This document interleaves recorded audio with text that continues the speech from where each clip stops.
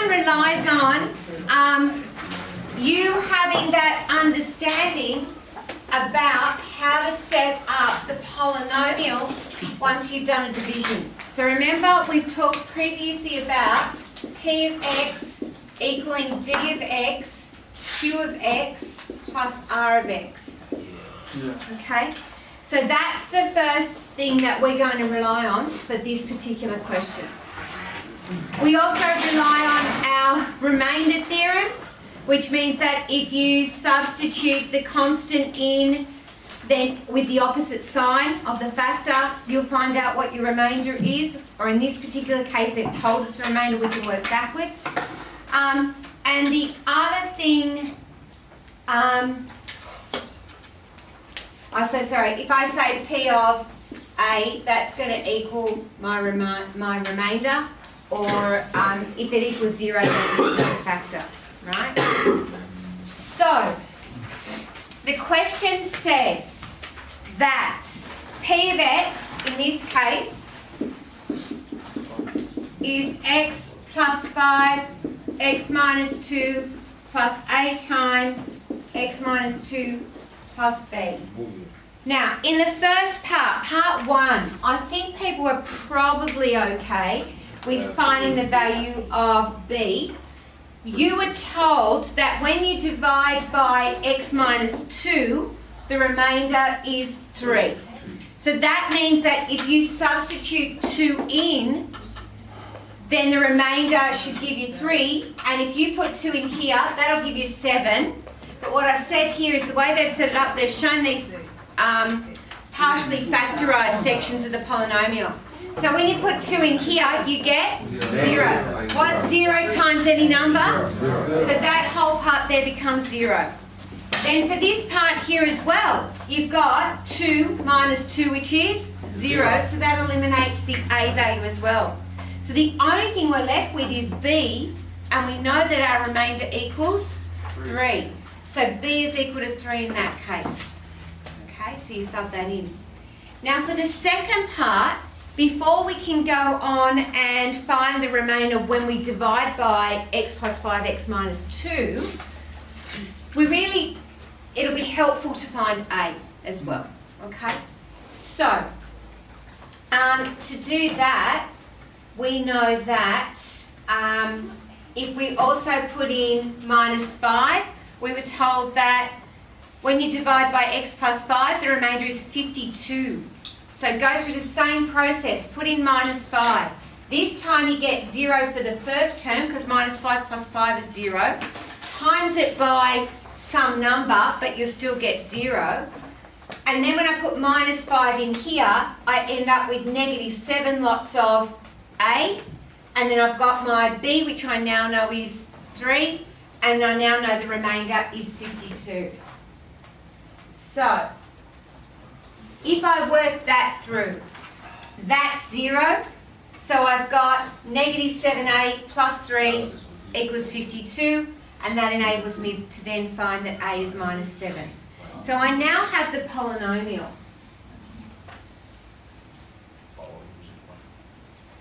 So I'm now saying that the polynomial is x plus 5, x minus 2, the value for A and the value for B inserted there. Okay? And from now on I'm going to work with this. So there's one last thing that we need to work on, and that's remembering about the degree of your remainder. It must always be less than the degree of your, what was D of x?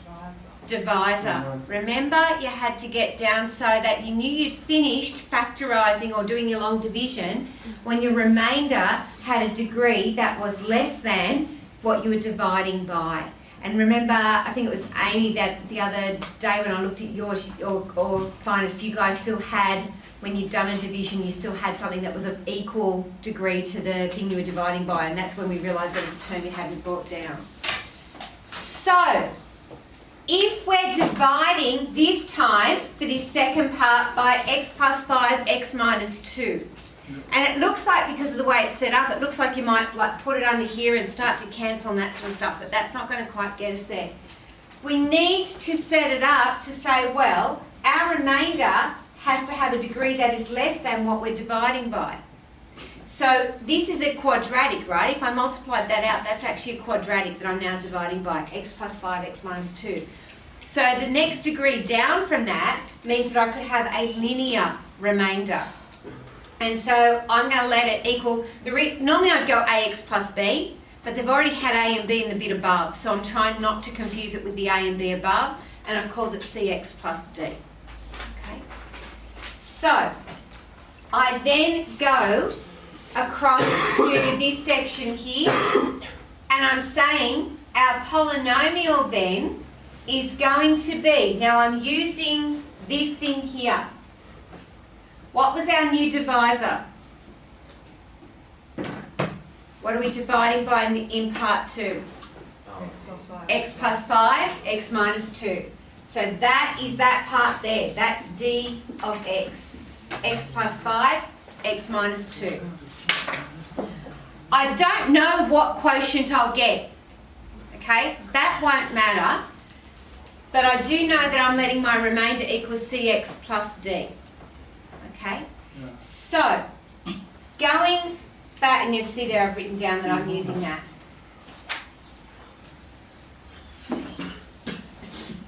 So, I go back again.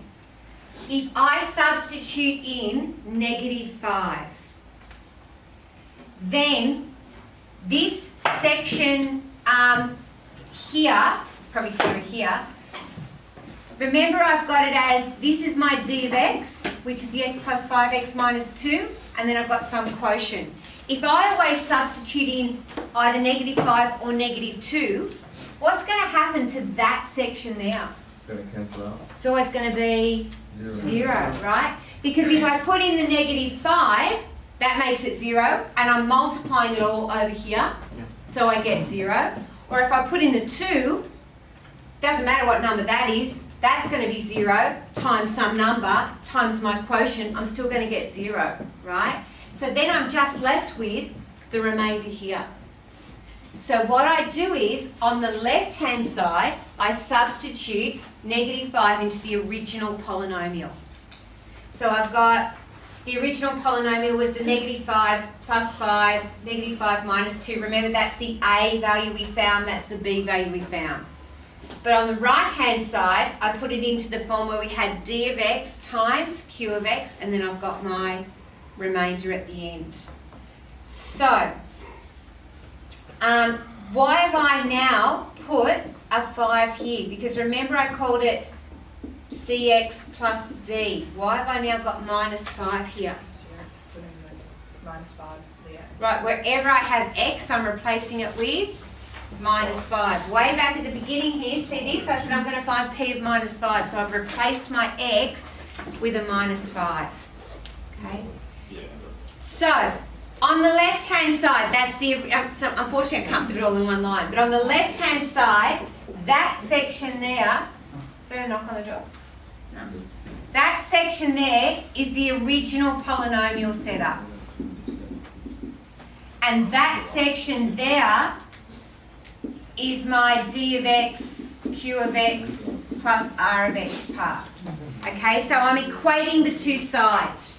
And I'm substituting -5, because they're the same polynomial, right?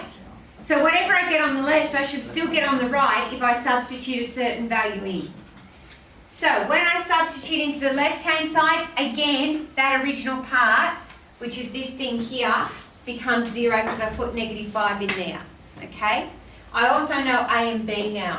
So I've got -7 times -5 minus 2, and I've got plus b, which is the 3 value there. On the right-hand side, I've set it up as, this is d of x here, q of x plus r of x. If I put -5 in, that whole section becomes 0. Multiply it by whatever q of x is, I still get 0. 1 sec, Tom, sorry. And then remember I said I've replaced the x with -5 there. What's your question? So what is q of x? Like, Remember, that's the quotient. So remember when we do our long division, yeah. we have our divisor here, whatever it is, we've got a polynomial here, and we get something up the top. That is your q of x. But we don't know what that is. No. But we've set it up and we don't need to know. And in fact, there can be questions where they don't even tell you the polynomial itself. And we don't need to know that either, because we're setting it up deliberately so that every time, if we know that when we substitute a certain value in, we'll get a particular remainder, we're setting it up so that we make that first part always equal to 0. It gets eliminated every time.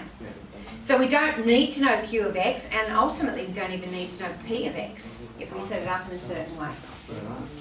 Okay, so from the left-hand side, I've got minus 7 times minus 7, which is 49, plus 3, and that's on that left-hand side there. On the right-hand side, I put the X in, so I get minus 5C plus D. So I've got that's equal there. And you just make 49 plus 3 equal to the 52, and I've switched sides, okay?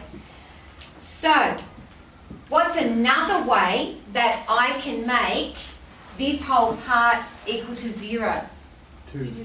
Put 2 in. Because if I put 2 into the divisor, then this part becomes 0, that part becomes 7, but anything times 0 is still 0. So I put 2 in, I get, on the first of all, the original polynomial is what I'm starting with. So the original polynomial was, where has it gone? X plus 5, X minus 2. So I've got 2 plus 5, 2 minus 2, there's my 0. Then I had my minus A, which is that negative 7. Put 0 in and you get another 0 there. So the only thing left is 3 on this side, on the left-hand side. On the right-hand side, that's my D of X, Q of X part. So if I put 0 in for D of X, sorry, if I put 2 in for D of X, I'll get 0, which makes that whole thing 0. And if I put 2 into R of X, remember R of X was CX plus D. So I then get, I've lost it here, there's my X, so that's CX, but X is 2 plus D. So, 3 from the left-hand side, 2C plus D from the right-hand side. Say that again, Bob. Are you good, or are you confirming something, or are you asking a question? The CX is 95C plus D. Okay, 1 sec, sorry, Ben? Like, how do you get the CX plus D again? That came right from the beginning where I said because the degree of my remainder had to be less than the degree of my divisor, and I was dividing by a quadratic, power of 2, I set it up and said therefore it has to be linear, which is just AX plus B or something like that, but because we'd already used A and B, I've gone for CX plus D, and then I'm consistent with that. What was your question? Yeah. How can you get negative 5C plus D? Up here? Yeah. Because again, this is my remainder. Do you understand why I've called my remainder this? Yeah. And we substituted negative 5 in for X. So that gives me negative 5 times C. Yeah? Any other questions? Where did the 49 come from? 49? Yeah. Because, which side am I on? Original. Original. The top. The left. Yeah, the original thing. Where it says original. Where it says original. Yeah, thank you. Okay, so from here, so that part there became 0. See how I put a line through to say that, and 0 times whatever 0. But this part here is negative 7. Outside is negative 7. Negative 7 times negative 7, 49. Yeah? Anything else? So can you see ultimately I've created 2 simultaneous equations? Yeah. Okay? And let's move it down. So the last part now is easy. Let's get rid of that.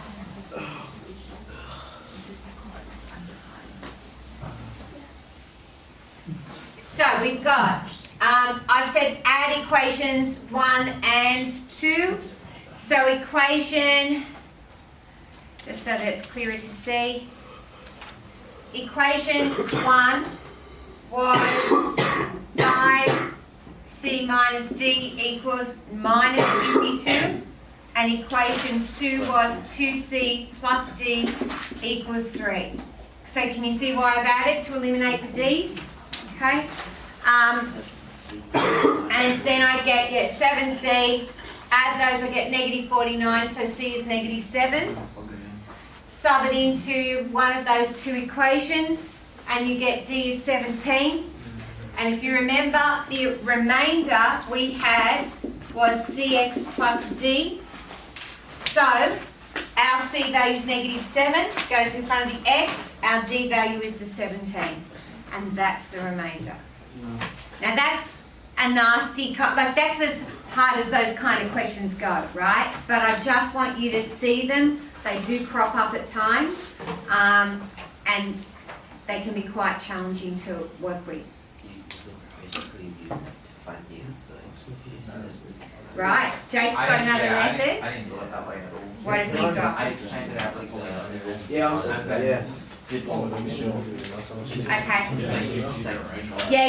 Yeah. Look, so what Jake's done is once he's found the original polynomial, and sounds like Brandon's done the same thing, because we actually know the polynomial, you can then go through and factorise and find what your remainder is, or divide by what we've been asked to divide by. However, the same question could be set up, but merely say, I have a polynomial, and I know that when I divide by x plus 5, the remainder is, I can't remember which way around it was. Was that one the 52? Okay. And if I divide by x minus 2, the remainder is 3. Find the remainder when I divide by x plus 5, x minus 2. And you don't actually have a polynomial. You have to. Then you have to go with something like this.